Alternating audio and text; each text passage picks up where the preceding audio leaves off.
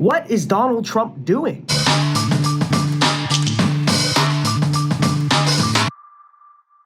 What's up, guys? thevincedao here. Be sure to like and subscribe. So as you can probably tell, I'm in a hotel room right now, okay? We are traveling. It's kind of an awkward setup, but I decided we had to make a video about this because this is important. It's going to be talked about. I don't want to miss it. And that's the fact that last night, Donald Trump released this statement on Truth Social that a lot of people are not happy with regarding Roe V Wade, the midterms, and abortion. Let's read it first so you can get a fair understanding, and then I'll kind of tell you what I think about it as someone who is obviously, a pretty big supporter of Trump. It wasn't my fault that Republicans didn't live up to expectations in the midterms. Well, as I've defended Trump for many times, that part is absolutely true.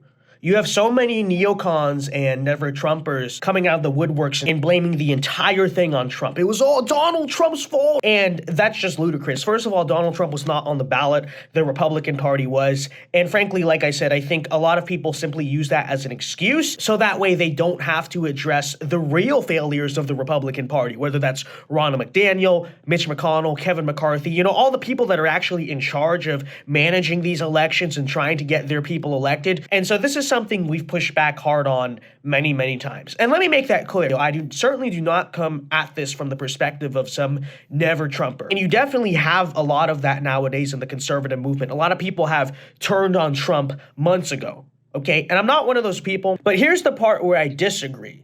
He says, especially those that firmly insisted on the no exception stuff, even in the case of rape, incest, or the life of the mother. He says that's what lost large numbers of voters. My first question on that is what is he talking about? Because I watched a lot of Republican campaigns throughout the midterms. In fact, when I think of like Blake Masters and so many of the other major candidates in this cycle, it seems to me like they were trying to run as moderate on the issue of abortion as possible. Like, am I wrong about that? I don't know, maybe there's like candidates I'm missing, but if those candidates really existed or were even around, wouldn't you think they would be the centerpiece of all the Democrat attack ads? And yet I never really saw that. All I saw was actually Republicans trying to present compromises on the abortion stuff. Blake Masters and most of the Senate candidates ran off of just 15-week federal ban and then leave it to the states. Okay?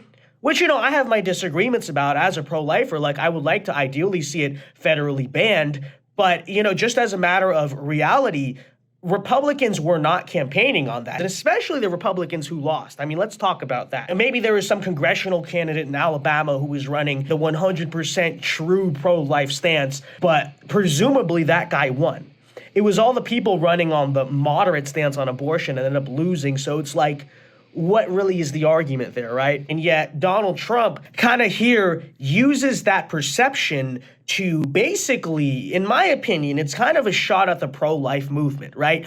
What it's essentially saying is the pro-lifers were too radical. They presented too radical and too unelectable of an image, and that's why we lost. And then he goes further to say they didn't even show up to the polls, which, to be totally honest, it very well could be true. And of course, we should always be pushing very hard for pro-lifers and Christians and all these people to turn out and vote more. But here's my issue with this. Could have also just said that the Roe v. Wade thing built in an inherent disadvantage for Republicans, which I said the whole time is probably going to be true, right? Just the fact that Roe v. Wade was overturned and abortion is going to become this culture war issue for the left is going to make Democrat turnout higher among moderates, some who care more about abortion than others. That might make them who were otherwise going to come to the GOP not vote for the GOP, right?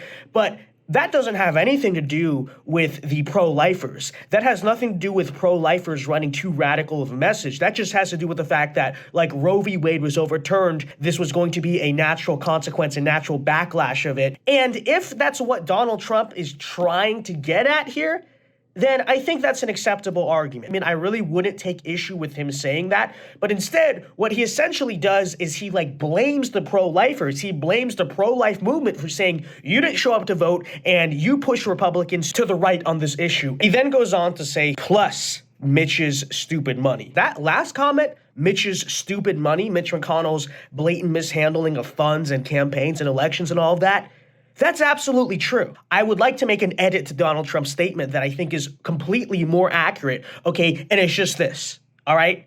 It wasn't my fault that Republicans didn't live up to expectations. It was Mitch McConnell's stupid money. Frankly, you could have said that as a statement. I think Donald Trump would have been much better off saying that as a statement. But he said this. He angered a lot of pro-lifers. And people always accuse me of being a Trump loyalist, a Trump cultist or whatever. I like Donald Trump. I support Donald Trump. But I'm also one of Trump's biggest critics, okay? I'm one of the guys who has gone out there and criticized him for a lot of things that people have not been willing to address or have not been willing to talk about. So here's my verdict on this, since a lot of people are raising real questions of like, is Donald Trump even still our guy? So the first thing I will say is that, again, I'm one of the few people apparently left among conservative commentators that still likes Donald Trump and does not want to completely throw him under the bus. I know most people in the conservative media circuit are already on the dump Trump DeSantis 24 campaign. But what I will say firstly is that really love Trump, hate Trump. I don't think that one very badly worded Truth Social post should holistically change your mind about the very big question of like, is this our guy or is this not our guy? What I will say, however, is first of all, just because I'm saying I'm not going to totally change my mind about the guy over one Truth Social post doesn't necessarily mean that other people aren't going to do the same thing. And, you know, I have some honest concerns about that. Even just like strategically speaking, we all know the pro-life movement is a very significant and influential force within the GOP, as it should be. And like I said, intended or not, taking perceived shots at the pro-life movement, I mean, I just don't think that's very good politics. And I say that as someone who a lot of the times cheers when Donald Trump burns bridges within the Republican Party, because a lot of the times that's necessary, including in this post, right? Calling out Mitch McConnell. That's great. And this was a really controversial opinion of mine with some people, but I even went as far as to say that him going after DeSantis a little bit, I didn't particularly like to see it. I don't think a lot of people did, but I also defended him saying, well, what do you really expect? DeSantis obviously is very likely going to be the top challenger to Trump in the primary. I mean, this is going to have to come up sooner or later. Can you really blame the guy for attacking who's about to be one of his major political rivals? I understand why it's nasty and we hate to see it, but it also is what it is. But on burning the bridge with the pro-lifers, on not making them very happy, again, like I said, I don't think it's very effective politics. More importantly, I don't think it's morally correct. And, you know, we got a long ways to go in the primary. I really hope the Trump team gets their act together, okay? And again, like I will say, to understand what Trump is trying to say and understand what he's kind of trying to get out here, I do understand the argument of saying, well, the issue of abortion coming up and Roe being overturned, that built in a disadvantage for Republicans. I'm perfectly okay with him saying that. And of course, I'm perfectly okay with him attacking Mitch McConnell. It's kind of really behind the sentiment of like accusing the pro-life movement of being too radical and running too radical of a message. Is it really necessary to say, are a lot of pro-life people going to be happy with that? I just don't think so. So like I said, a lot of people are going to be talking about this Truth Social. There's my 2 cents. I don't think it was worded well. I'm disappointed with the way he worded it. But at the same time, I do think we should be mature. I think we should be big picture about it and say, okay, first of all, it's early in the primary. We can try to fix this. We can try to fix him. And secondly, I think we can say again, love Trump, hate Trump. One very badly worded Truth Social post really shouldn't be what entirely changes your mind. But I do also understand how it could change people's minds, you know? So I don't know.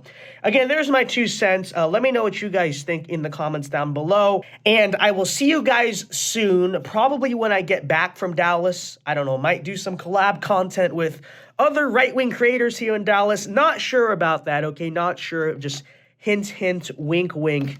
But yeah, not guaranteed, but we'll see. All right. Until then, folks, remember to let me know what you think in the comments, because obviously this is going to be a topic for pretty big discussion. Be sure to leave a like, be sure to subscribe if you are new. And until next time, Alpha Moves Only. God bless. Peace.